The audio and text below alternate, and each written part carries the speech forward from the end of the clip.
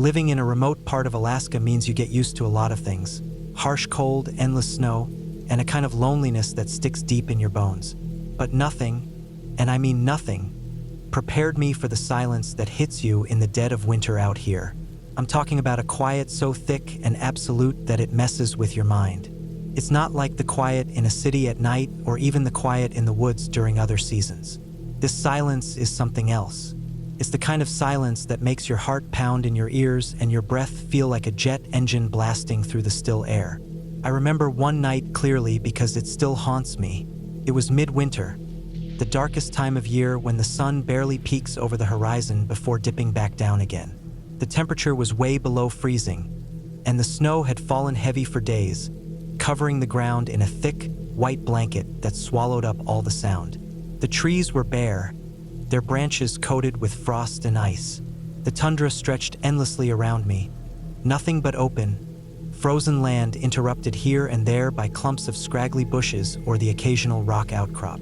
I was camping alone, out in what I thought was a safe spot near a frozen creek I often visited in the summer. In the warmer months, the area was alive with birds and small animals, but winter transformed it into a dead zone. The creek was completely frozen solid, the water under the ice barely moving. I had my little tent pitched near the creek bank, a small fire pit dug out, and enough supplies to last a few days. The first evening was uneventful. I built a fire, cooked some canned stew, and settled in with my dog curled up beside me. But as night fell, the quiet began to press in. At first, it was just normal nighttime quiet. The occasional crackle from the fire, the faint whistle of wind through the trees, the crunch of snow under my boots when I moved around the camp. But as the hours passed, something changed. The wind died completely. The fire pit's flames dimmed to a slow glow. Even the snow stopped making any noise when it shifted in the air. What I was left with was a silence so complete it felt unnatural. I remember sitting there, my breath steaming in the cold air, and noticing how my heartbeat suddenly became the loudest sound around. Thump, thump, thump, like a hammer pounding in my chest. My breathing felt labored, heavy. Every inhale and exhale sounded like a plane taking off, roaring in my ears. I tried to slow it down, focus on the fire, or on the faint shapes in the distance, but the silence swallowed everything else. It was so quiet that I could hear the blood rushing in my own ears. No animals moved. No wind stirred the trees. Not even the ice cracked or shifted. The snow was still, frozen in place like a giant, silent blanket over the world. I've heard people say that this kind of silence in the wild usually means predators are nearby, that their senses are so sharp that every other sound goes still, like the world is holding its breath. But this was different. There was no predator, no signs of movement anywhere. It was like the entire forest and tundra were holding a breath of their own, waiting for something. I kept checking my surroundings, shining my flashlight into the dark woods and across the snow. Nothing. No eyes reflecting back, no rustling in the brush, no shapes moving between the trees. And that's when the real fear hit me. Not because something was out there hunting me, but because I was utterly, completely alone. I was in a place so remote, so isolated, that if I died right then, nobody would ever find me. Not for weeks, maybe months. The silence around me wasn't the silence of peace. It was the silence of abandonment. It was the sound of being cut off from the world completely, a reminder that out here, help doesn't exist. The cold pressed against me, but it was nothing compared to the weight of that loneliness. I felt like I was shrinking into the snow, becoming a ghost in the endless white. I wanted to move, to do something, but every step felt heavy and slow, like walking through thick mud. My dog was restless, sensing my unease. She stayed close, ears twitching, eyes wide. The night dragged on, each minute stretching longer than the last. My mind raced, imagining every worst-case scenario. What if I slipped on the ice and broke a leg? What if a sudden storm came through and buried me under snow? What if I got sick and couldn't call for help? Out here, the only thing between life and death was my own strength and will to survive. I tried to focus on survival, checked my supplies again, made sure my firewood was stacked, and double-checked the tent flaps against the wind. But the silence never left. It stayed heavy and thick like a fog, wrapping around me tighter with every passing hour. Eventually, dawn started to break, the pale light slowly creeping over the horizon. The first birds began to call in the distance, their chirps and whistles breaking the silence like a release valve. The wind picked up again, stirring the branches and rattling the tent. The sound of the creek under the ice started up again, faint but steady. Relief washed over me like a wave. The world was waking up, the silence breaking apart, and with it, the weight on my chest lifted. I packed up my camp that morning, feeling shaken but alive.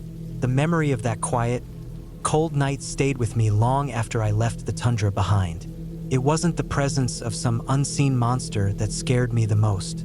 It was the realization of how truly alone you can be out here, in the wild, with nothing but your own heartbeat and breath to remind you you're still alive. No voices, no other people, no safety nets, just silence.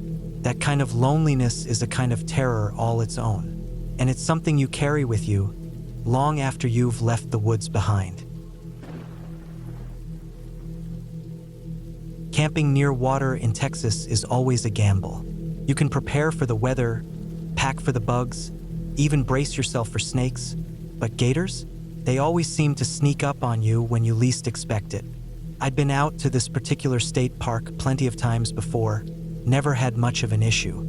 It was one of those places that felt more like a routine than an adventure after a while. Load up the bike, grab the tackle box, dog in tow, and hit the same old dock for some late-night fishing. This time felt no different when I rolled in. It was a warm, muggy evening. Air was heavy, like breathing through a wet rag. I rode my bike through the winding gravel paths until I hit the small parking lot by the dock. Left it there, propped against a metal sign that warned people to respect wildlife and keep their dogs leashed. My dog, Rose, a shepherd mix with way too much energy for her own good, was on her leash, but it wasn't doing much. She was bouncing around, sniffing every tuft of marsh grass along the path. The dock wasn't the fancy kind, just some worn wooden boards stretching out into the shallows, with old metal railings that rattled if you leaned on them. The marsh grass was thick, a band of it about 20, maybe 30 feet wide, stretching out before the dock actually floated above water. Wet shoreline, the kind that sucks at your boots and leaves streaks of muck up your legs. Rose didn't care. She trotted along, pulling me forward as I made my way to the end of the dock. Night fishing's supposed to be peaceful. That was the whole point. The lake was dead still, surface like glass. Not a sound except for the occasional splash way off in the distance. Even the bugs seemed quieter than usual. I set up my gear, got a line in the water, and settled in. Rose laid down next to me, ears twitching, watching the water with me. About 20 minutes in, something felt off. You know that feeling when your body picks up on something before your brain does? Hair on the back of your neck lifts, skin feels a little too tight. I didn't hear anything, didn't see anything, but I knew something was there. Then it moved. Out in the water, maybe 15 feet from the dock, a shape glided by. At first, it looked like driftwood, one of those old logs that just floats around aimlessly. But this thing had direction. Slow, steady, deliberate. When it got closer, the dock light hit its surface just right, and that's when I saw the eyes. Two glowing points, like molten brass, locked right onto me. The gator was huge. I've seen my fair share of them, but this one was different. Not just in size, but in the way it moved. Calm, confident, like it knew exactly what it was doing. It didn't lunge, didn't thrash, just floated there, eyes never leaving mine. Rose was on her feet now, tail stiff, growling low. I gave a quiet whistle to calm her down. Not that she listened, but I wasn't about to take my eyes off the water. I knew better than to spook a gator. If it wanted to hang around, fine. We'd keep our distance, mind our business. But it didn't leave. For the next 3 hours, that gator shadowed me. Every time I shifted spots along the dock, it followed. Slow glides from one side to the other, never rushing, never diving. It would disappear beneath the surface now and then, only to pop up closer than before. It wasn't interested in my bait, didn't snap at the splashes, just watched. At some point, I realized it wasn't me he was after. Rose had been pacing more and more, stepping to the very edge of the dock, staring back at those glowing eyes. That's when it clicked. Gators love dogs. To them, a dog's like a walking, barking chew toy. Perfect size, not much of a fight, and a lot easier to grab than a full-grown man. I started doing the math in my head. Distance from the dock to the parking lot, about 100 feet. Distance from the dock to where the marsh grass started, only about 30. Plenty of soft, sucking mud to slow me down. If that gator decided to lunge, I wouldn't stand a chance running through that mess. And Rose? She'd probably charge it, thinking she was defending me.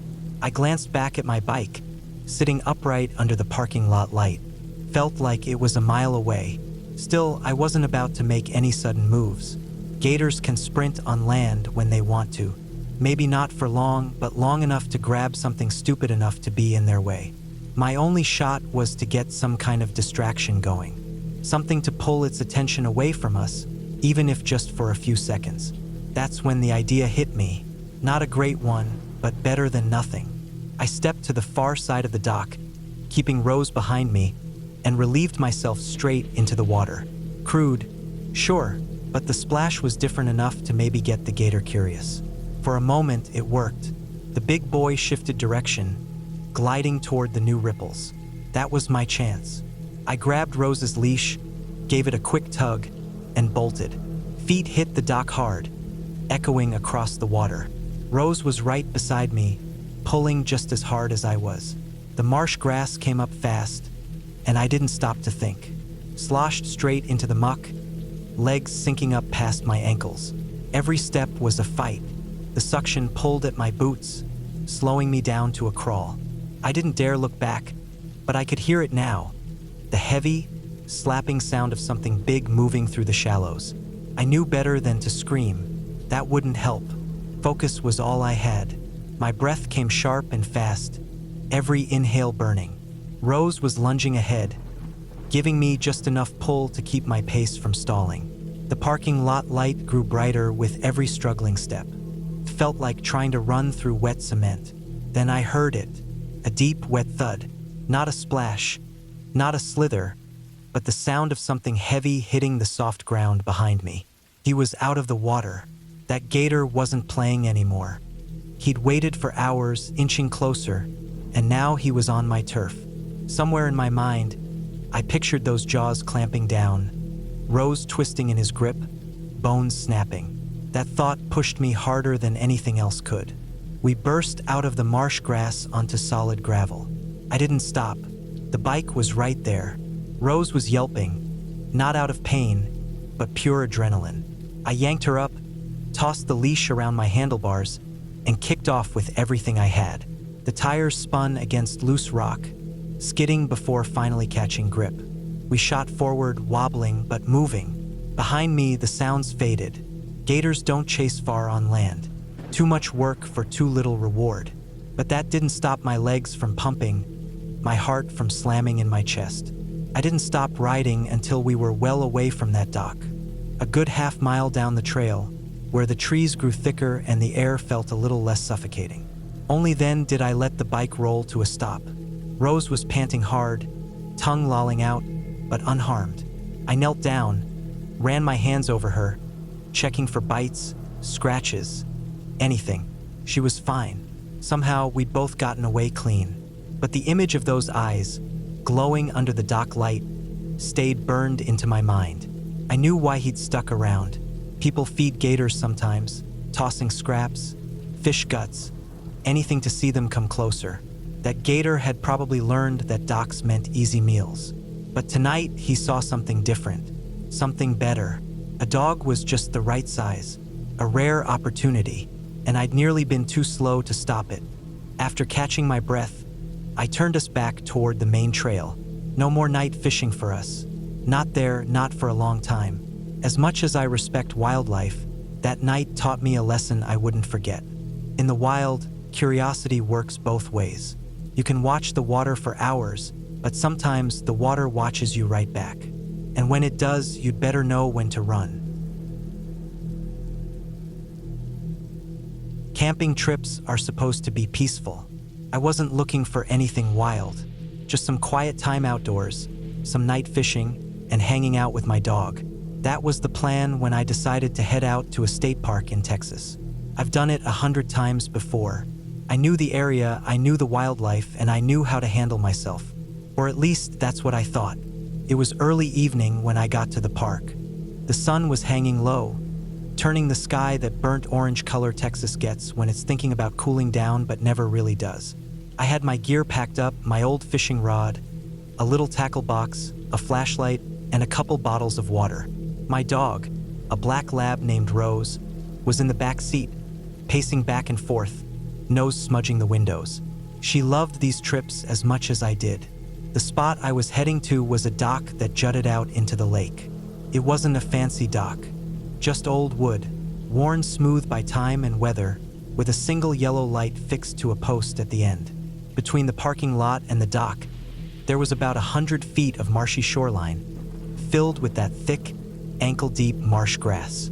The kind that squishes under your boots and makes a sucking sound when you pull your feet out. I knew the area could be tricky to cross in the dark, but I figured I'd deal with it when the time came. I parked my truck, unloaded my bike, and strapped my gear to the back. Rose trotted beside me as I pedaled slowly toward the dock. It wasn't far, but the path wasn't smooth, so I took it easy. I left my bike leaning against a signpost near the parking lot, about 100 feet from the start of the dock, right where the gravel turned to grass. We made our way out to the dock. The air smelled of mud and water, that thick, wet earth smell you only get in places like this. Mosquitoes were already starting to buzz around, and I slapped at my arms while I set up.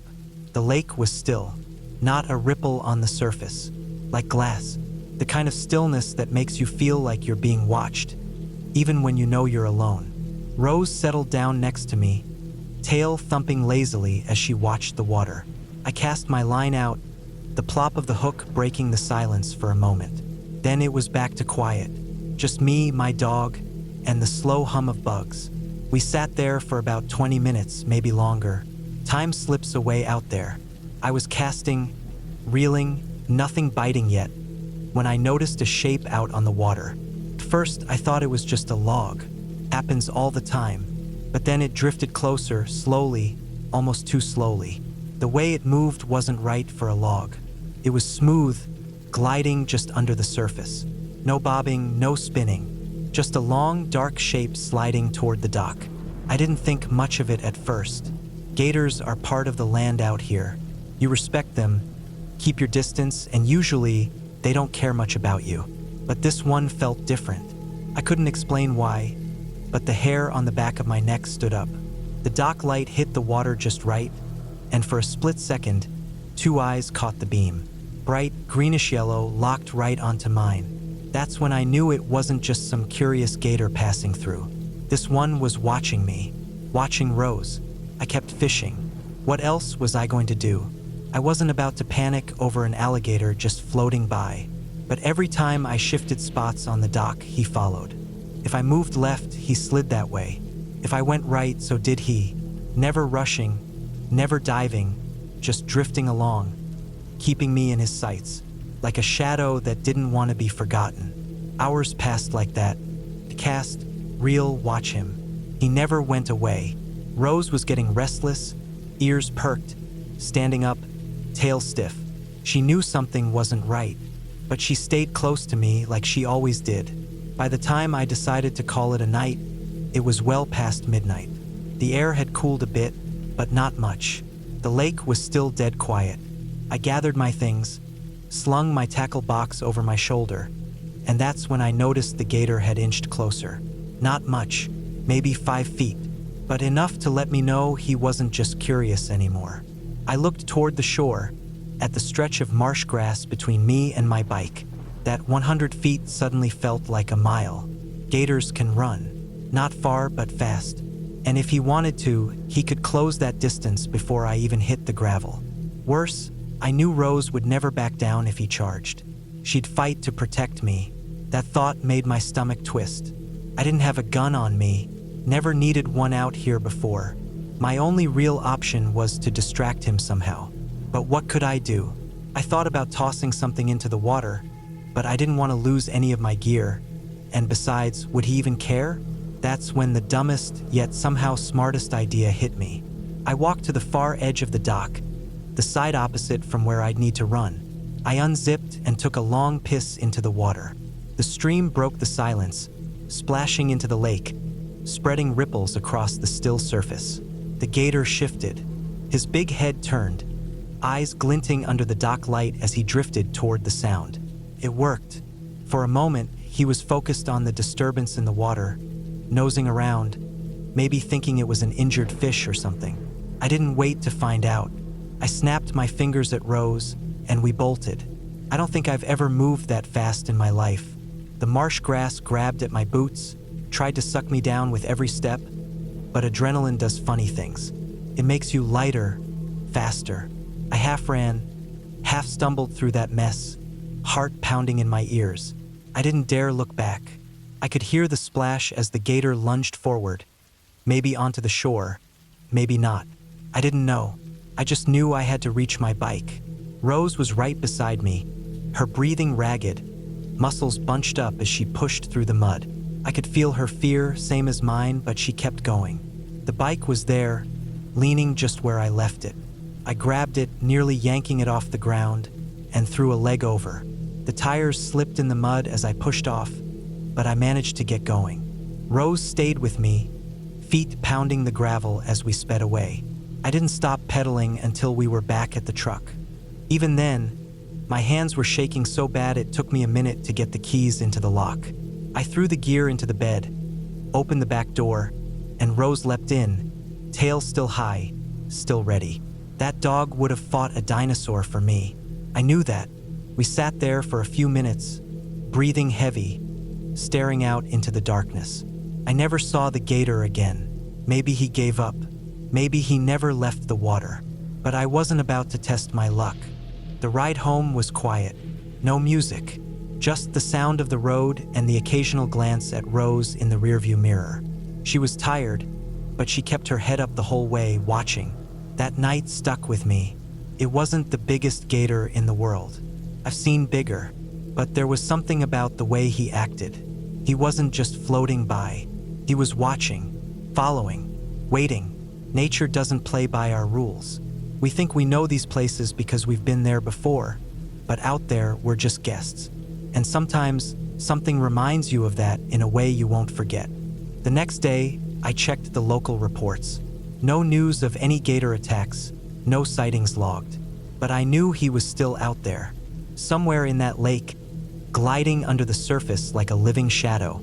I still go camping, still go fishing, but now I never take that silence for granted. And I never, ever leave my dog's side. That night didn't scare me away from the outdoors. If anything, it reminded me why I respect it so much. It's not about fear. It's about knowing where you stand. Out there, it's not your world. And sometimes you meet something that makes sure you don't forget it. That gator didn't get me, didn't get Rose, but he taught me a lesson in patience, in presence, in paying attention. And I've never turned my back on the water since. It was mid-October when I decided to go camping alone. I had some time off work and wanted to get away from everything for a while. No phone calls, no noise, just me, the woods, and quiet. I picked a spot a few hours away from home. A small, lesser-known campground tucked at the edge of a state forest. Not the kind of place with showers or RVs lined up. Just a handful of primitive sites and miles of thick trees around them. The weather was perfect for it. Cool enough to keep the bugs down, warm enough during the day to be comfortable. I packed light, just the essentials. Tent, sleeping bag, food, water, small stove, flashlight, the usual. Nothing fancy. I wasn't planning anything extreme, just a few nights of quiet, maybe some short hikes during the day. I got there late in the afternoon. The dirt road leading into the site was rough, full of potholes and loose gravel. My car didn't like it much. Every bump felt like it was knocking the wheels out of place. But when I finally got to the small clearing with the fire ring and picnic table, it felt worth it. The spot was surrounded by tall pines and oaks, thick enough that you couldn't see more than 50 feet into the woods. The only sound was wind in the trees and the occasional bird. I set up my tent, gathered some fallen branches for a fire, and cooked a simple dinner. Canned soup, some crackers. It wasn't about the food. The sky went from pale orange to dark blue. The air cooled quickly. I got the fire going and sat there watching the flames crackle, listening to the woods settle in for the night. That first night was uneventful. I slept well. The only noises were the normal ones you expect. Rustling leaves, maybe a raccoon or two sniffing around. Nothing alarming. In the morning, I made coffee on the small stove and ate a granola bar. I spent most of the day walking a nearby trail, nothing too far, just enough to stretch my legs. It was that second evening when things started to feel off. I was sitting by the fire again, same as before. The sun had just dipped below the treetops, and the woods were falling into that deep, early darkness. That's when I heard it, a crack in the brush, not far, maybe 20 yards into the trees. It wasn't a branch falling or a squirrel. It was heavy, footsteps, slow, deliberate. I froze for a second, ears straining. Another step, leaves crunching under something's weight. Too big for a deer, too slow. It wasn't trying to hide. The fire popped loudly, breaking the moment. I grabbed my flashlight and aimed it toward the sound. Nothing, just trees and undergrowth. But I knew something was there. After a minute, the sound stopped. I told myself it was probably a stray dog, or maybe even a coyote curious about the smell of food. It didn't really sit right, but it was the only thing that made sense. I kept the flashlight close, but eventually, I settled back into the usual rhythm of camping. Fire, food, watch the flames. Try not to think too much. That night in the tent, it was quiet again, until around 2 in the morning. I woke up to a noise right outside my tent. Breathing, heavy, slow breathing. It wasn't loud, but it was close enough that I could hear the air moving. My tent's thin fabric was all that separated me from whatever was out there. I didn't move. I just listened. The breathing kept on for maybe 30 seconds, then stopped. I heard slow steps circling the tent, leaves crunching underfoot. My heart was pounding so loud I was sure it could hear it. I reached for the small hatchet I kept next to my sleeping bag, just in case. I didn't sleep much after that. By morning, everything seemed normal again. The forest was quiet. Birds chirped like usual. I found no tracks, no sign that anything had been near my tent. But I knew what I'd heard. I thought about packing up and leaving, but part of me felt like I was being paranoid. Maybe it was just a stray dog sniffing around. The thought of going home after just one full day didn't sit well with me.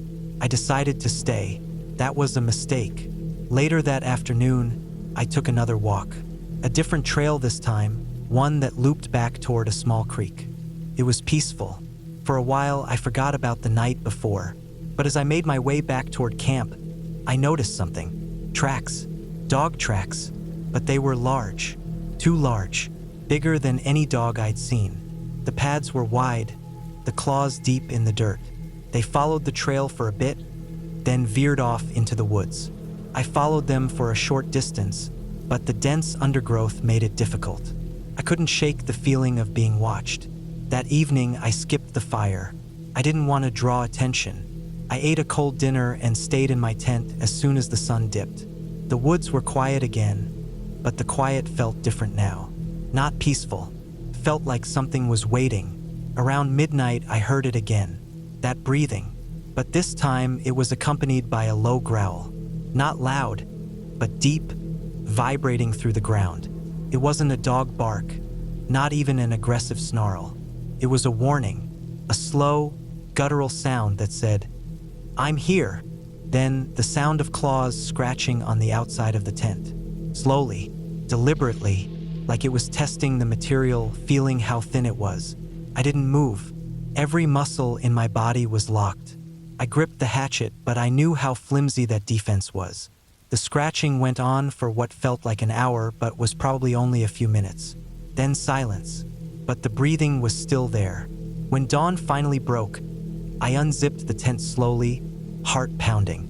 Nothing, but on the side of the tent, for long scratch marks were cut into the fabric.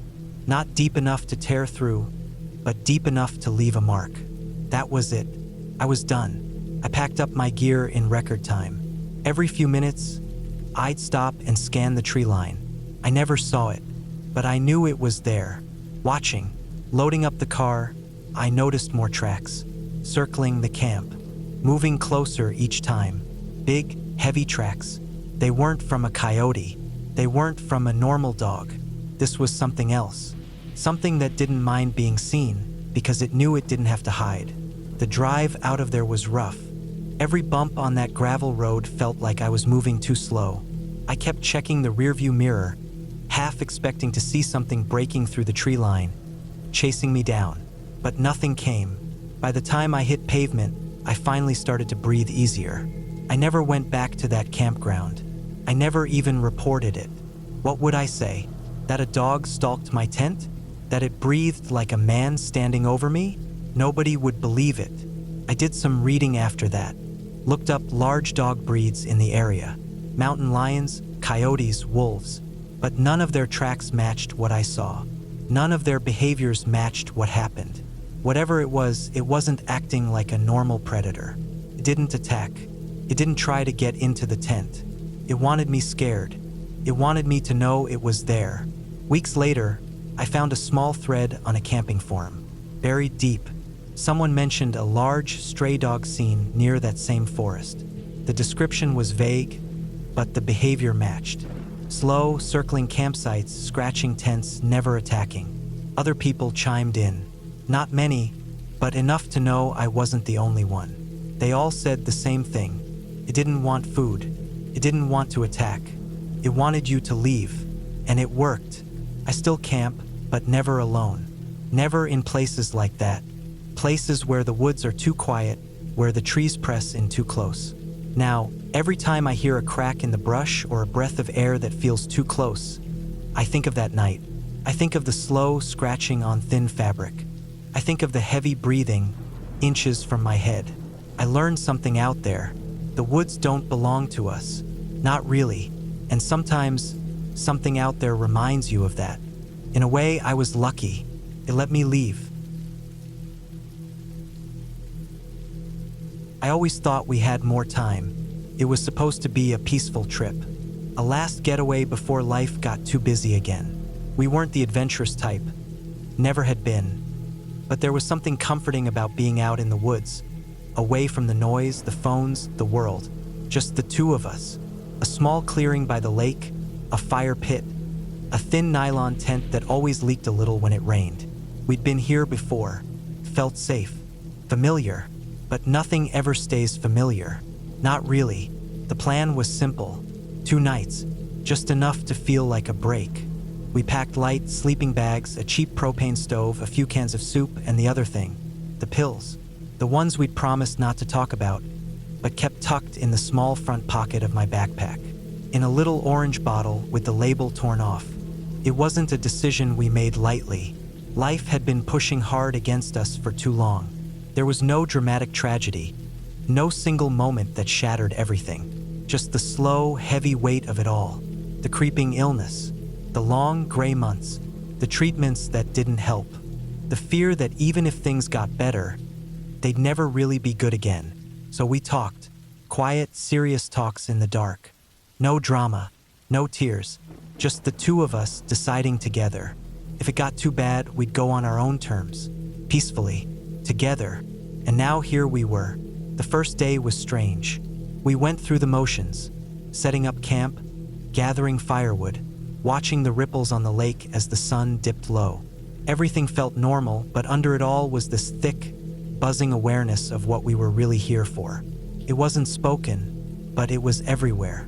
In every glance. Every shared smile that was a little too soft. Every time our fingers brushed and lingered a second too long. That night, we didn't sleep much. The ground was hard, the air too cold, and the silence out here is never really silent. The forest is full of tiny sounds. Branches creaking, leaves whispering, the soft plop of something small slipping into the water. It was comforting in its own way, like the woods were breathing with us. By morning, the choice felt closer, more real. We spent the day as best we could. ate cold soup straight from the can, walked the same short trail twice, sat on a flat rock by the water, watching dragonflies skim the surface. Time felt slow, stretched thin like it knew we wanted more of it and was being cruel about it. When the sun started to sink again, we knew it was time. It was strange how calm we both were. No shaking hands, no tears, just a quiet kind of acceptance. The world was still. The lake was glass. The sky was bleeding orange and purple. If there was ever a right moment, this was it. We unzipped the tent and crawled into the sleeping bags, side by side, bodies pressed close. The pill bottle was warm from being in my pocket all day. My thumb brushed over the cap for a long time before I opened it. There were enough for both of us. More than enough. I swallowed mine first. Dry, bitter, like ground up chalk and old pennies. I could feel them sliding down my throat, heavy in my stomach. I passed the bottle over. The woods were quiet, except for the sound of breath. The air between us felt thick, charged. I held them close. Our foreheads touched. Their breath was slow, steady. I could feel the warmth of it on my cheek. We stayed like that, bodies wrapped together, fingers laced, hearts thudding slow and deep. Minutes passed. Then something shifted. Their breath hitched, just once.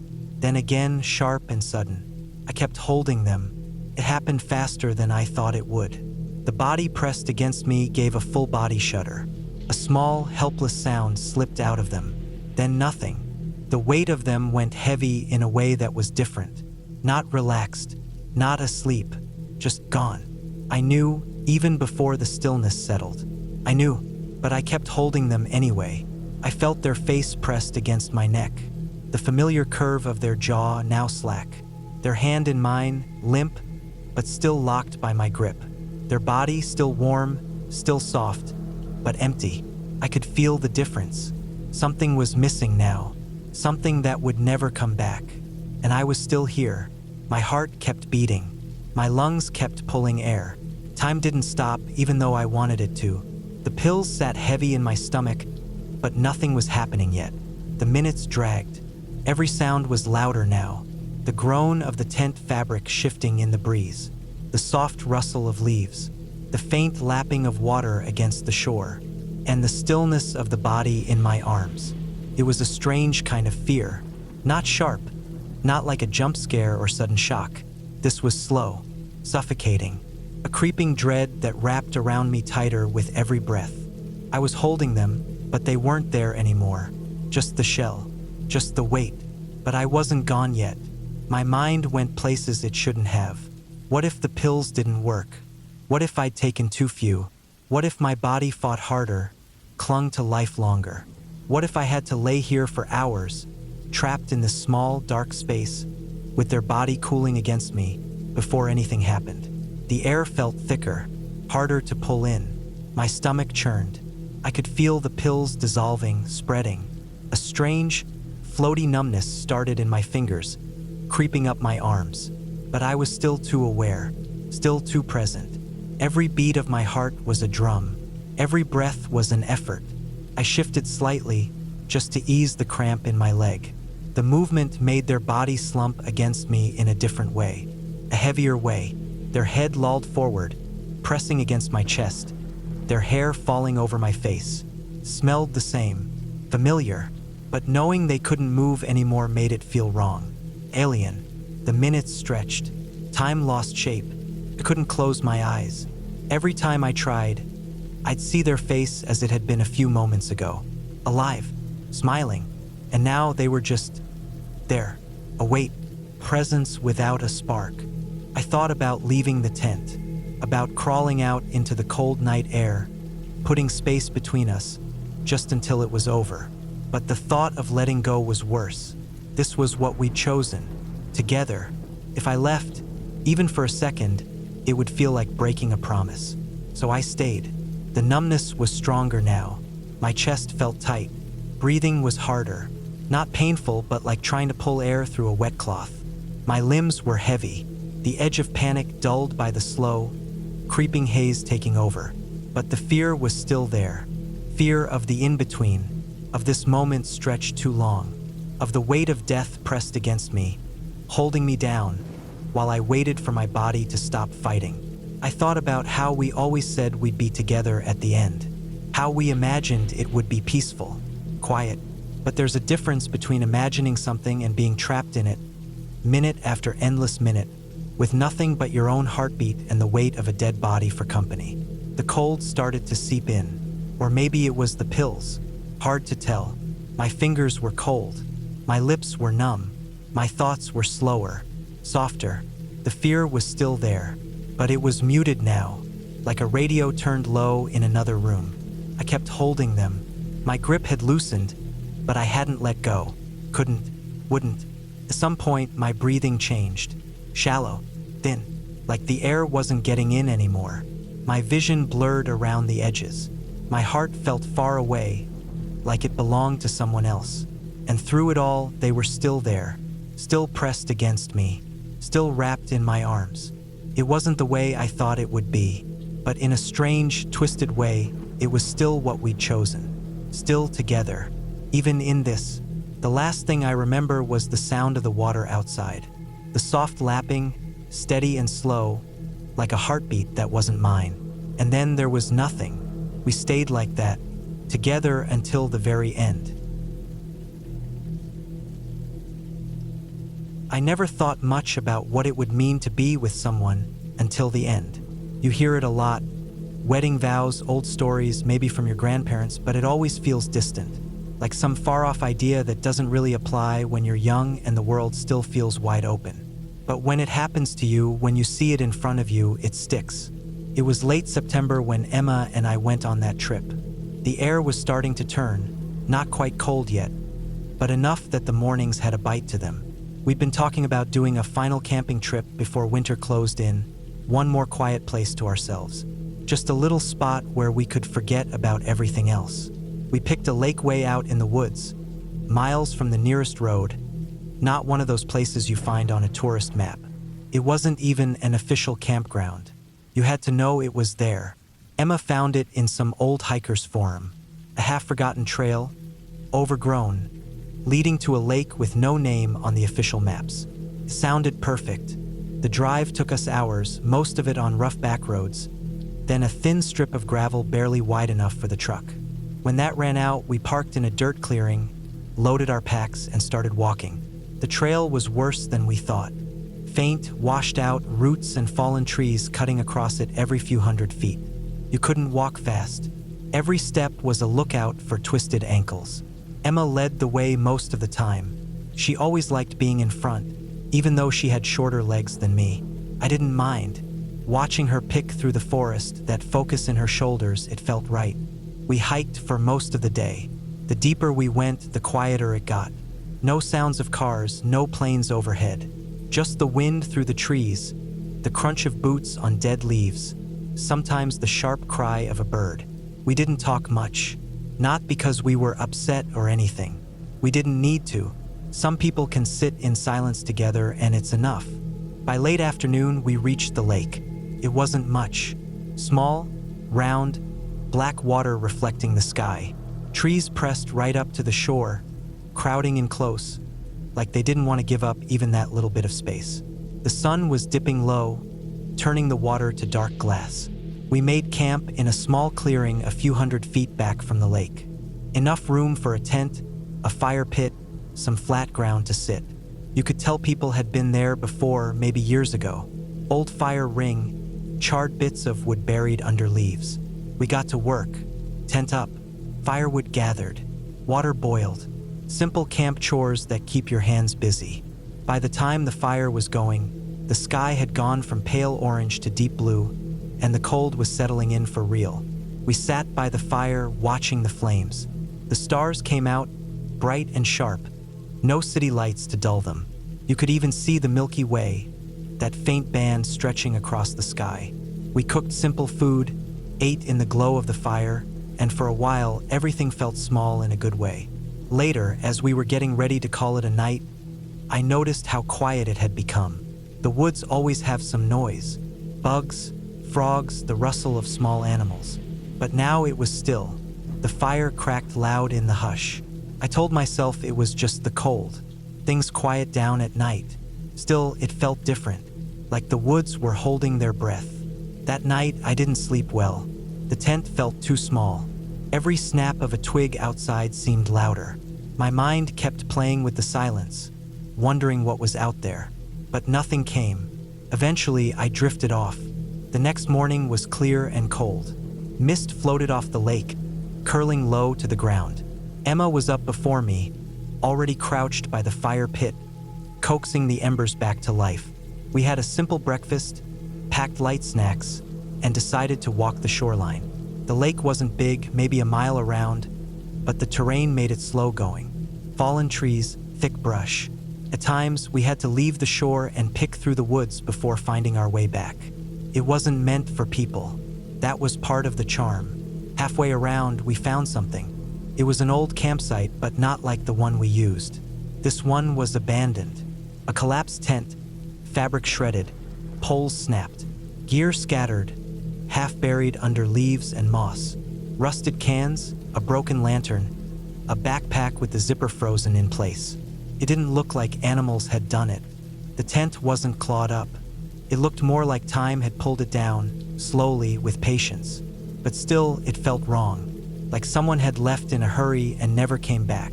We stood there for a while, not saying anything. Then we moved on. The rest of the walk was quiet. When we got back to our camp, we didn't talk about what we saw. What was there to say? People leave junk in the woods all the time. Sad, but it happens. That afternoon, we took it easy. Read books, fished a little, made coffee on the camp stove. The sun felt good on our backs, but I couldn't shake the feeling from earlier. The woods seemed to be watching us more now. Every bird call felt sharp. Every gust of wind made the trees creak like old bones. As the day faded, we gathered more firewood. Nights came quick out here. You needed a good pile to last. While gathering sticks, I noticed Emma standing by the shore, staring out over the water. She stayed there a long time. That night, the quiet came back. Heavy, pressing. The fire seemed small against it. I could feel it sitting on my chest. The woods weren't breathing. I didn't sleep at all. Every sound was a question. Every crackle, every shift of leaves. It wasn't fear of something supernatural. It was older than that. The kind of fear that comes when you realize how small you are. How easy it is to disappear out here. In the early hours before dawn, I got up. The fire had died to embers. I walked down to the lake. The air was so cold it hurt my lungs. Mist clung to the water again, thicker than before. Felt like walking into another world. Emma was there, standing in the same spot by the shore. She didn't move, just stood there looking out. We didn't speak. I stood beside her, watching the water, feeling the cold seep into my bones. The silence wasn't empty. It was full of things I didn't want to name. After a long while, the sky began to lighten. The mist thinned, pulling back toward the water. And in that weak gray light, I saw it. Out on the far shore, barely visible, were two shapes. Side by side, still as stones. They weren't moving. For a moment, I thought they were people. Campers, maybe. But the way they stood, so close together, so still, it didn't make sense. Emma's hand brushed mine. Not holding, just there, close. We stood like that until the sun rose enough to burn away the mist. By then, the shapes were gone. We packed up that morning. Not in a rush, but with purpose. No words, just folding, stuffing, tying down. The walk back to the truck felt longer. The trail seemed to wind more, roots reaching up like hands to slow us. When we got back to the truck, the air felt lighter. The normal sounds returned. Birds, the sigh of wind. It was like crossing a line back into the world. We didn't go camping again after that. Not because we were scared, not really. But something changed. Some places aren't meant to be found. Some silences are meant to stay that way. A few months later, winter came in hard. Snow piled up. Life kept moving. But sometimes, when things got quiet, I'd think back to that trip. To the lake. To those two shapes standing together. They weren't ghosts. They weren't anything from a story. I think they were just people, once, maybe like us. They found that spot, maybe for the same reasons. to be away from everything, to be alone together. And maybe when the end came, they were still standing there. Together. It's sad, but it's sweet too, to be together until the end. I don't know if I ever really thought about how a place becomes a final place. You drive around, you look at spots, you say, this is nice, or this could be it. But when it comes down to it, nothing ever feels right. At least that's how it felt for us. Me and her. The love of my life. The one person I thought would be easy to figure this out with. But God, it wasn't. It was anything but easy.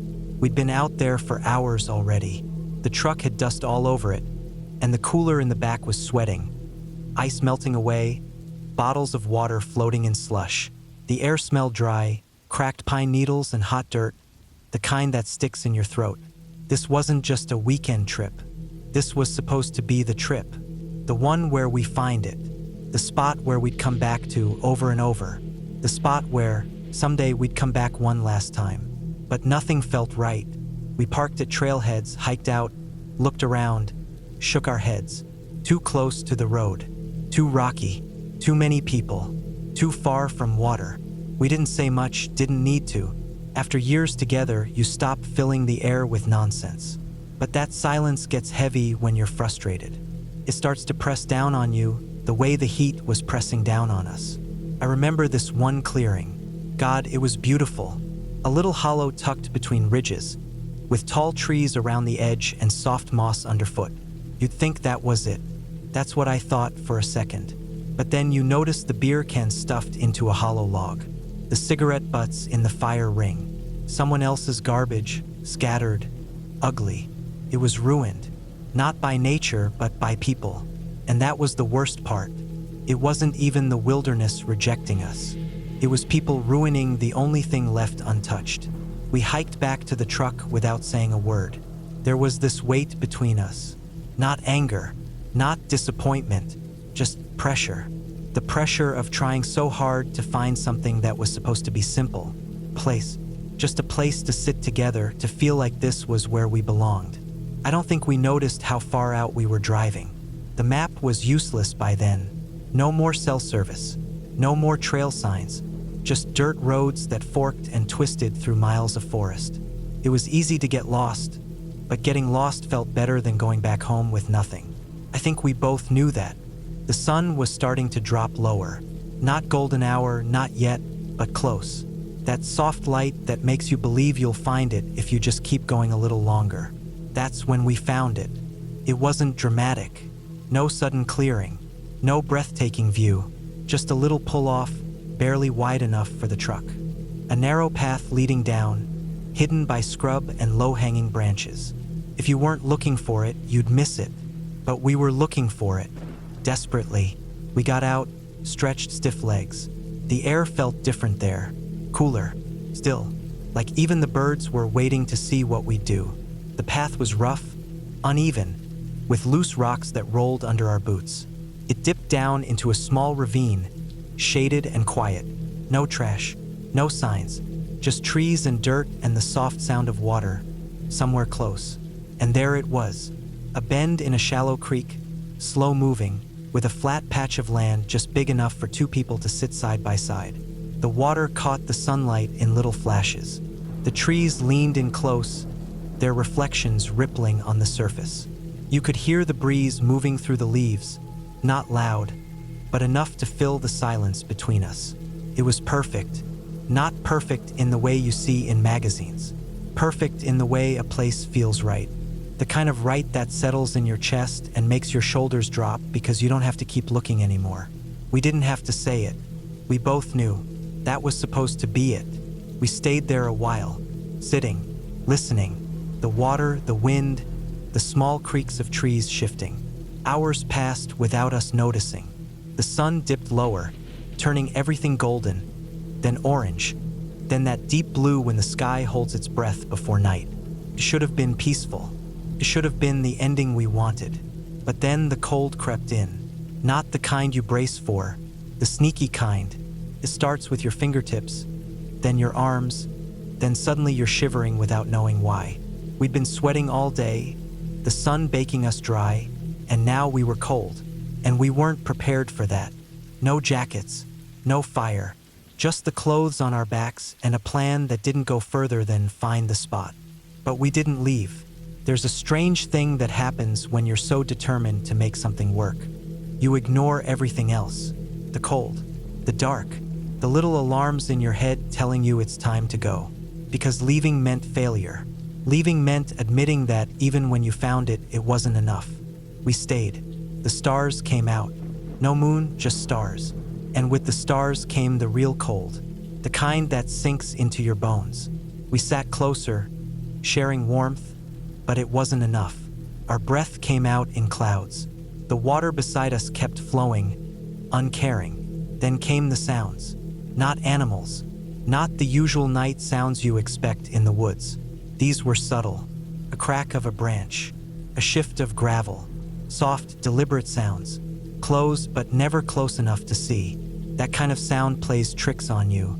Your mind tells you it's nothing. A raccoon, maybe a deer, but your body feels different, tenses. It knows. We were not alone. We didn't move. Neither of us said it, but we knew. There's a point where fear isn't about seeing something dangerous. It's about not seeing it, hearing it, feeling it, knowing it's there, somewhere in the dark, just outside the reach of your eyes. Could have been anything. Another person, maybe a hunter, someone else lost just like us. But out here, that was worse. Strangers in the middle of nowhere never mean well after dark. Minutes passed, or maybe hours. Time lost meaning. Every sound became sharper. Every crack in the woods was a threat. But still, we stayed, because this was supposed to be our place. The final place. And leaving now felt like giving it up, like losing something we hadn't even claimed yet. But nature doesn't care about your plans. The cold became unbearable. My hands were numb. She was shaking beside me, not shivering, shaking, and I realized how stupid we were being. Pride doesn't keep you warm. Pride doesn't keep you safe. We had to go. Standing up was the hardest part. My legs were stiff, slow to listen. Every noise we made felt deafening. Backpack straps creaking, footsteps crunching. We moved up the path, slow, deliberate, listening between each step. And that's when it happened.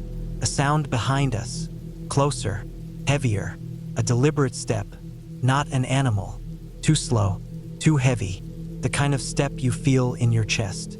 We didn't run. Running felt wrong. Running meant panic. But our pace quickened, muscles tight, hearts pounding. The truck was still there. Thank God. Dark shape against the trees, waiting. Unlocking the doors felt like it took hours. Every second was loud. The click of the lock, the groan of the door, the creak of the seat. I kept expecting something to burst from the trees, to close that distance in a second. But nothing did. We started the engine. Headlights sliced through the dark. Empty forest. No movement, no shapes, but the feeling remained. That weight of being watched, judged. We left. The dirt road felt longer going back. Every bend was a blind spot. Every shadow could have been something. But we didn't stop. Not until we hit pavement. Not until the trees thinned out and the world felt human again. We didn't talk about it. Not on the drive. Not when we got home. Not for days after. But the memory stayed. That spot was perfect. It was everything we wanted. Beautiful, quiet, ours. But it also reminded us that nature doesn't care about what you want. You don't find your final place. If you're lucky, maybe it finds you. But sometimes you're not meant to stay. Sometimes the land decides. It wasn't ours. We still camp, still look. But we know better now. The perfect place isn't something you fight for. It's something you recognize quietly when it's ready to be yours. And maybe that night the place was just reminding us. Not yet. Not today. But someday.